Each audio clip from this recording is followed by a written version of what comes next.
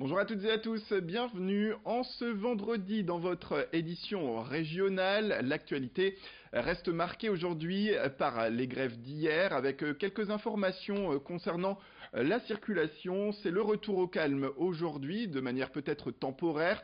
Dans les transports en commun urbains, en tout cas comme à Dunkerque ou à Lille, tout est revenu à la normale. Aujourd'hui, exception faite, vous le savez, pour la SNCF avec encore une fois des trains en moins aujourd'hui. Mais aussi du côté des professionnels de la route, ça reste perturbé puisque jusqu'à demain, les transporteurs routiers ont entamé des actions de blocage avec notamment ce matin du côté de l'A1 vers Paris, c'était bloqué. Toutes les informations d'ailleurs à ce sujet vous seront transmises sur notre page Facebook et également sur le bandeau défilant en bas de votre écran.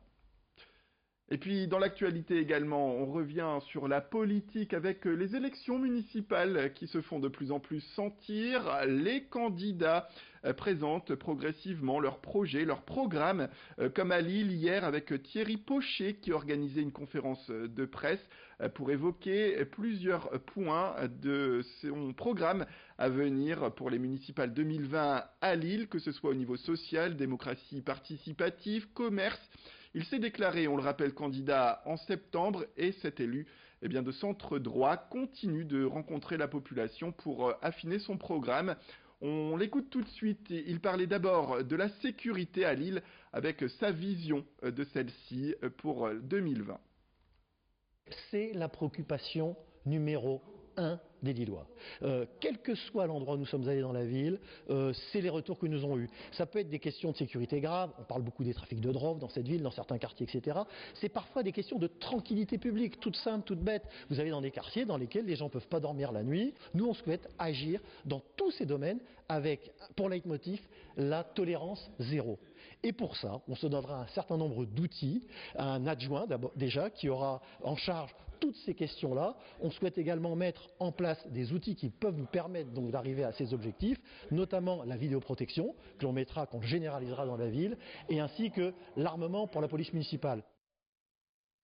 Et puis le sport également au cœur de ce flash info avec du football et le LOSC déjà de retour en lice. Il sera à domicile ce soir à 19h.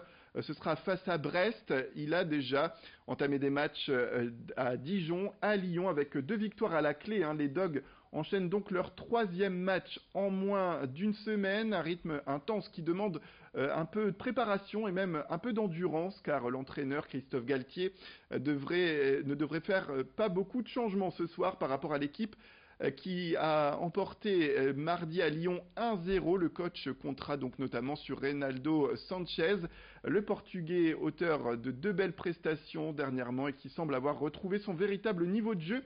Avant ce match, les Brestois pointent à la 12e place du classement. Lille est 4e. Présentation de la rencontre tout de suite au micro de Rémi Desremeaux. Ça sera le 3e match pour les équipes. C'est toujours les semaines à 3 matchs sont toujours des semaines un peu particulières. Le 3e match est toujours aussi particulier. Brest, c'est une équipe qui joue un vrai bon football avec un vrai bon entraîneur à qui je fais un clin d'œil. C'est une équipe qui est performante et évidemment que j'ai regardé ce qu'ils ont fait face à Strasbourg avec un système à Strasbourg un peu particulier. Pour les avoir vus jouer plusieurs fois, ils ont une capacité à pouvoir changer de système et d'animation. Nous, on restera clairement dans ce que nous faisons sur ces derniers matchs. Mais c'est une équipe joueuse et dangereuse. Et on le rappelle, ce soir, le match au stade Pierre-Mauroy, ce sera à 19h, Lille contre Brest. Autre titre, ce mercredi à 14h, le cinéma Kinépolis de l'Homme a inauguré au public sa toute nouvelle salle de projection Screen X avec la projection de Jumanji. Cette nouvelle expérience qui se veut unique dans le Nord et la 4e en France d'ailleurs propose de découvrir donc des films avec une vision panoramique à 270 degrés. L'objectif bien sûr est de plonger le spectateur au cœur du film, de prolonger l'expérience d'ailleurs et de renforcer la sensation d'immersion. Voilà pour cette information concernant le Kinépolis. Rémi Desremeaux est allé rencontrer les responsables du site pour faire un point sur cette nouvelle technologie qui arrivent notamment, entre autres, avec la 4DX qui est déjà en place ou d'autres phénomènes pour immerger le spectateur au cœur des films. Nos 3 concurrents ont couplé la salle ScreenX avec la salle 4DX. Nous, on a préféré effectivement proposer l'expérience ScreenX dans une salle totalement dédiée et laisser la salle 4DX effectivement sur un autre type d'expérience. Et la 3D est vraiment plébiscitée par nos spectateurs. Donc on a ainsi 2 offres immersives, une offre en 2D avec la ScreenX et une offre en 3D avec la 4DX.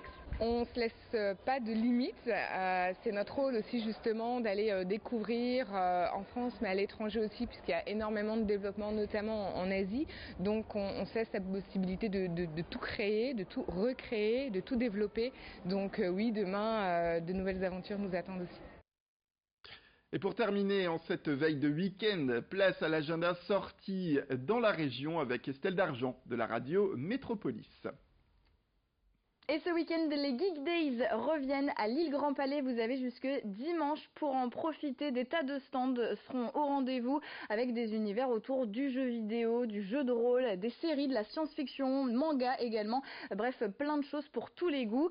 Des rencontres, des séances de dédicaces aussi avec par exemple les voix françaises de Marge et Homer Simpson.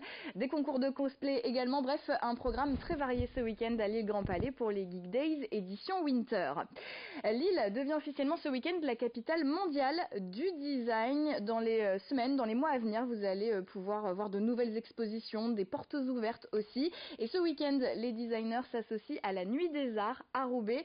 La Nuit des Arts, c'est très simple, vous allez pousser les portes des commerces, des librairies, des restaurants, des cafés. Bref, toute la ville de Roubaix se transforme en galerie d'art ce week-end. Rendez-vous dans le bassin minier pour les fêtes de la Sainte-Barbe qui se poursuivent jusque dimanche. Des shows son et lumière. Il y aura également des balles, des spectacles de rue aussi, un programme très varié à retrouver du côté de Lens et de Liévin. Enfin, une sortie familiale à Coudekerque-Branche, une exposition de Lego et Playmobil, les deux, comme ça pas de jaloux. C'est 2 € l'entrée et c'est pour la bonne cause puisque les bénéfices iront aux orphelins d'Auteuil. On vous souhaite un excellent week-end. À la semaine prochaine. Voilà, vous avez toutes les idées pour sortir ce week-end. C'est la fin de cette édition. Merci à toutes et à tous de nous avoir suivis. Restez avec nous, la formation continue, vous le savez, avec un prochain flash au prochain quart d'heure.